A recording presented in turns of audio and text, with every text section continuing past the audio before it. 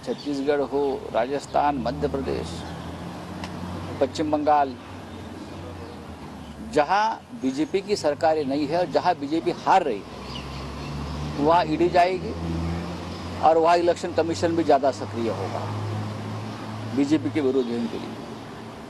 अगर ये election commission संवैधानिक अधिकारों का और मर्यादा का पालन करते तो बाला साहब ठाकरे जी की शिवसेना, जो लोग हमसे बाहर गए हैं छोड़कर, कुछ विधायक, उनके हाथ में नहीं देते। तो इलेक्शन कमीशन में तो शिकायत करके आप क्या करोगे? ना आप राष्ट्रपति के पास जाकर न्याय मिल सकता है यहाँ, ना इलेक्शन कमीशन। बस आप एक ही उम्मीद है, देश का सुप्रीम कोर्ट। बस। तो मणिपुर में हिंसा हुई, कश्मीर से लेकर मणिपुर में हो गई है और चल रही है, उसका ऊपर कोई बोल नहीं रहा है।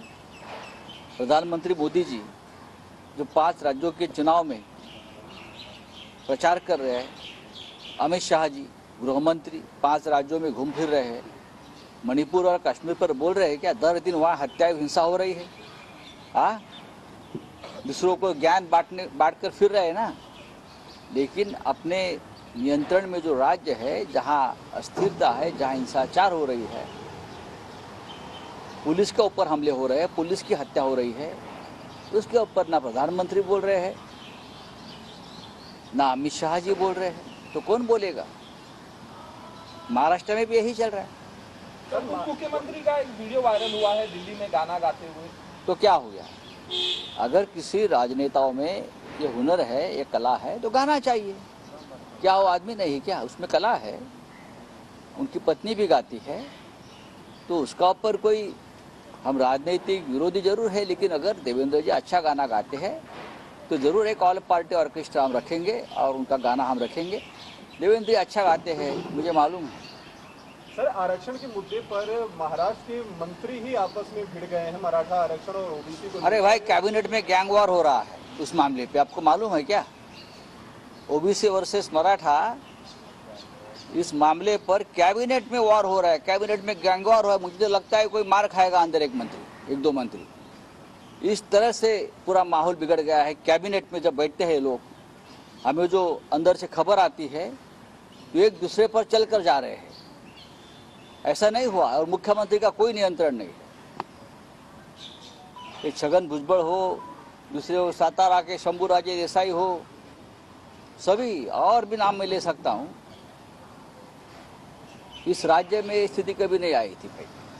आरक्षण का कोटा बढ़ाना चाहिए सर, कुछ राज्यों में। देखिए, बिहार में हो गया है, बिहार में, तमिलनाडु, बिहार और तमिलनाडु में हो गया है। अगर बिहार कर सकता है, तमिलनाडु कर सकता है, तो मुझे लगता है महाराष्ट्र कर सकता है, महाराष्ट्र कर सकता है। सर, नीतीश कुमार ने जिस तरीके से महिलाओं को लेकर, देखिए, नीतीश कुमार जी ने उस बारे में माफी मांगी, लेकिन बीजेपी फिर भी उनका, देखो बीजेपी है, बीजेपी ने क्या कम बातें की है क्या अब तक? बीजेपी ने तो दर दिन देश की माफी मांगनी चाहिए, ऐसे वक्तव्य उनके।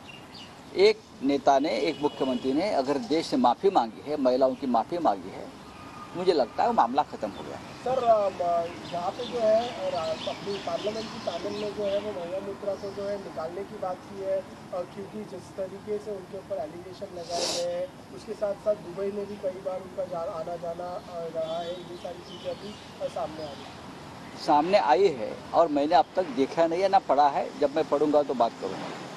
सर, महाराष्ट्राच्या मंत्रिमंडळामध्ये आरक्षणाच्या मुद्द्यावर प्रचंड घमासान सुरू आहे. अनेक म्हणजे ओबीसी विरुद्ध मराठा असा वाद, घमासान जे सुरू आहे ओबीसी विरुद्ध मराठा, हा महाराष्ट्र जातीपातीमध्ये तोडण्याचा, फाडण्याचा जो प्रयत्न सुरू आहे त्याला यश मिळते. याचं कारण असं की महाराष्ट्रामध्ये अत्यंत कमजोर, दुर्बळ आणि अस्थिर सरकार बसलेलं आहे. मुख्यमंत्र्यांना कोणी जुमानत नाही. मुख्यमंत्री लादलेले आहेत दिल्लीने, भाजपवाले त्यांना जुमानत नाही. माझ्या माहितीप्रमाणे सध्या जे काय युद्ध सुरू आहे ओबीसी विरुद्ध मराठा, कॅबिनेटमध्ये गँगवॉर सारखी परिस्थिती आहे. टोळी युद्ध आहे कॅबिनेटमध्ये या विषयावर. एखाद्या मंत्र्याच्या अंगावर दुसरा मंत्री धावून जाण्यापर्यंत परिस्थिती निर्माण झालेली आहे. या राज्यामध्ये असं चित्र कधीच नव्हतं. मुख्यमंत्री जर आपल्या मंत्र्यांवर नियंत्रण ठेवू शकत नसतील, तर मंत्रिमंडळाचं प्रमुख म्हणून त्यांना बसण्याचा अधिकार नाही. छगन भुजबळ एक बोलताय, शंभूराजे देसाई दुसऱ्या टोकाला बोलतायत, इतर मंत्री तिसरं टोक आहे आणि मुख्यमंत्री या विषयावरती मौन बाळगून. मनोज जरांगे पाटलाने 24 डिसेंबरची डेडलाईन दिलेली आहे. 24 डिसेंबर नंतर या महाराष्ट्रात काय होईल हे कोणीच सांगू शकत नाही. जरांगे पाटलांनी मुंबईचं नाक बंद करण्याची एक जो इशारा दिलेला आहे तो या मुख्यमंत्र्यांनी गांभीर्याने घेतला नाही तर मला असं वाटतं या देशामध्ये महाराष्ट्राची बेआबरू होईल. इतकंच मी आता सांगू शकतो.